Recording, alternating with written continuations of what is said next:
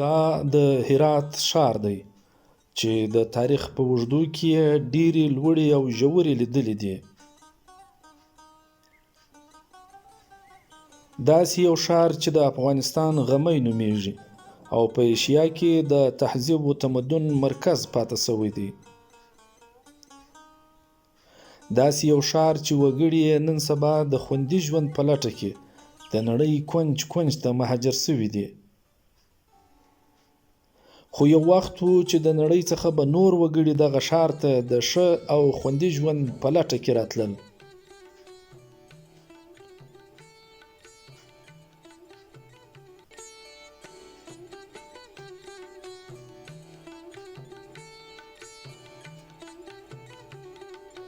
په افغانستان کې د یهودیانو په ټولنه کې تر ټولو لویه ټولنه د هرات ښار د یهودیانو وه چې د مشهد ښار څخه دلته هجرت راکړی و او د ښار په رک منځ کې استوګن شوي وه. په 10مه میلادي پیړۍ کې یعنې د نن څخه 1000 کاله پخوا په مشهد ښار کې د یهودیانو ژوند مخ پر تنګېدو شو. د شیعه مسلک د 8م امام موسی ابن علي الرضا په دې ښار کې و خاورو ته تر سپارلو وروسته یهودیانو ته اجازه نه وه چې دوی نور په دې ښار کې ژوند وکړي. کله چې په کال 1230 میلادي کې نادرشاه افشار د ایران باچا شو نو هغه په خپله پلازمینه مشهد کې پر یهودیانو د بندیز قانون ایسته کړ او د ده د امر سره سم په لسګونو یهودي کورنۍ له هرات څخه مشهد ته بیرته ستانه شول. تر کال 1240 پورې یهودیانو په مشهد کې ښه هوسا او شتمن ژوند کاوه. خو په همدغه کال کله چې نادرشاه ووژل شو نو په مشهد کې د یهودیانو ژوند یو ځل بیا د سختیو سره مخامخ شو. ځکه نو په مشهد کې میشت ټول تر ټول یهودیان چې شمیره یې 2400 تنه وه په هرات کې پناه واخیستله. دلته دوی د ښار په مرکزي برخو کې د لوی لارو سره نږدې ځان ته جلا ناحیې جوړې کړلې. دا ناحیې د ښار په جنوب غرب کې او په خاصه توګه د ممندو کوڅې ته څیرمه سیمو کې جوړې کړل شوي وې. په هرات ښار کې د یهودیانو دغه ناحیې د یهودو د ناحیې په نوم او یا هم د موسویانو د ناحیې په نوم پیژندل کېدلې.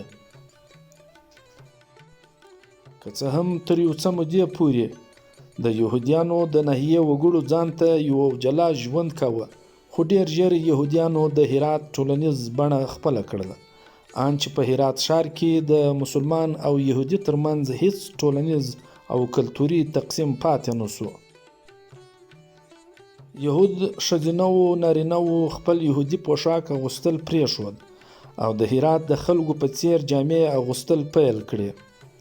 یوازې دا نه بلکې د یهودو د ودونو مراسم او موسیقي هم د هرات په رنګ کې ورنګېده. مسلمان او یهودي به یو د بل د غم او د ښادۍ په مراسمو کې څنګ پر څنګ ناست وه.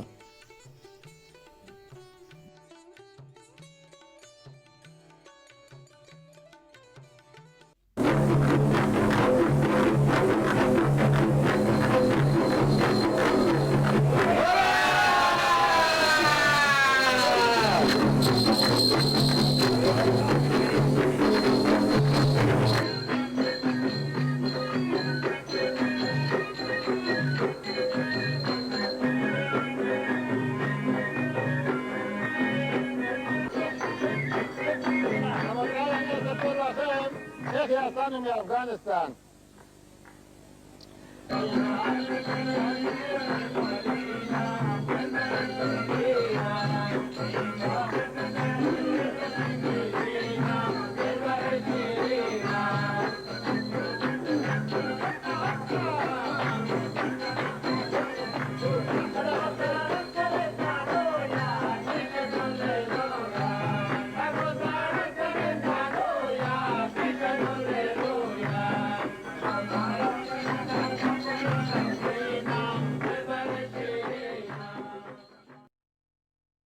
بچه بودم چی میمونی؟ یاد من مکتبه یاد من زه ماشوم وم ښوونځی مې په یاد دی، کلیسا مې په یاد ده، د یهودیانو کورنۍ مې په یاد دي.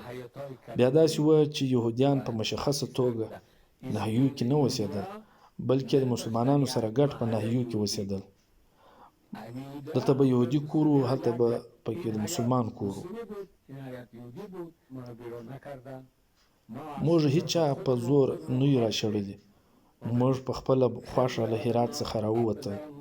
بیخي ډېرو یهودیانو پاسپورټ درلودی، زما پلار هم درلودی. هغه د خپل تجارت په لړ کې اسرائیل ته راغلی و.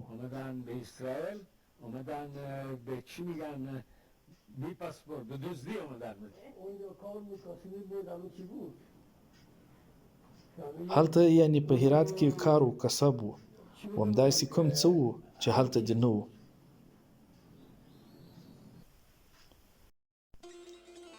کله چې اسرائیل هېواد جوړ کړل سو، نو د نړۍ له ګوټ ګوټ څخه یهودیان په ډېره بیړه سره هلته ستانه سول.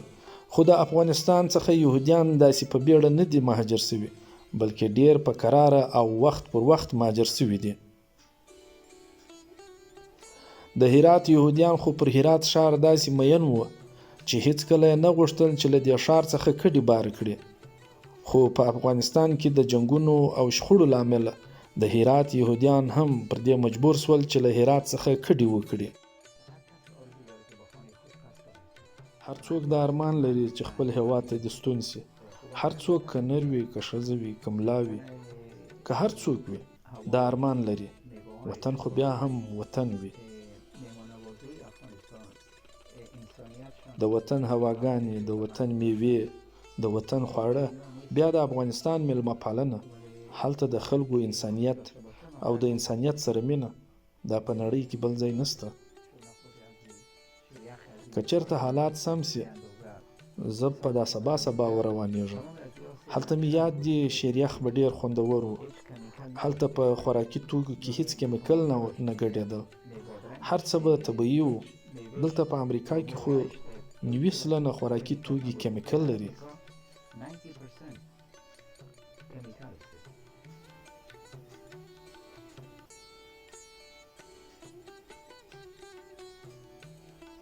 په هرات کې د یهودیانو د یاداشتونو څخه 4 کنیساوي، 1 حمام، د استوګنې کورونه او 1 هدیره لا تر اوسه شتون لري.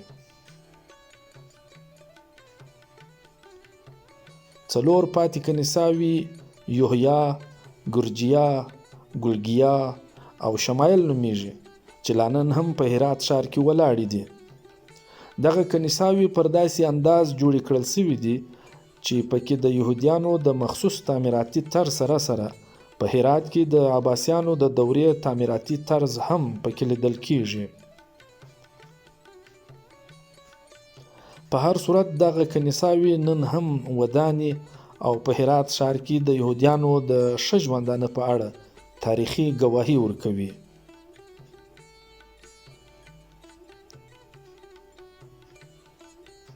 د یهودیانو هدیره د ښار په جنوبي څنډه کې د سلطان میر عبدالواحد د مقبرې سره نږدې د مسلمانانو د یوې هدیرې په څنګ کې شتون لري.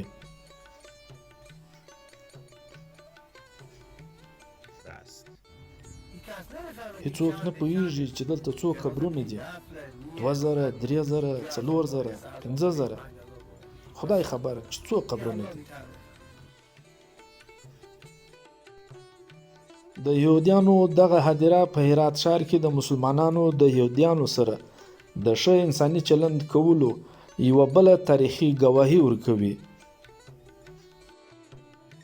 یهودیان په کال 1950 عیسوي کې په رسمي اجازت اخیستلو سره د افغانستان څخه هجرت پیل کړ او بیا ورو د دوی د هجرت دغه لړۍ روانه وه، ان چې د شوروي تر یرغل او کورنۍ شخړې په پیلېدو سره ټول یهودیان له افغانستان څخه ووتل.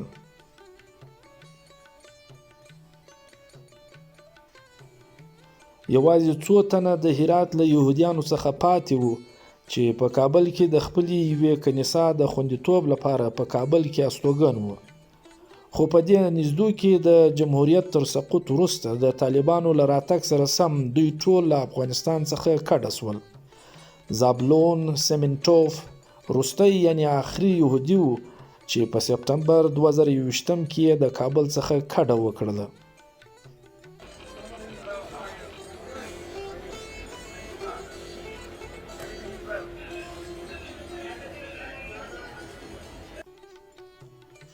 د افغانستان یهودیان یا خو اسرائیل او یا امریکا ته مهاجر سول، خو لا نن هم په افغانستان کې او په خاصه توګه په هرات ښار کې د خپل خواږه ژوندانه خوږې خاطرې له ځان سره خوندي ساتي.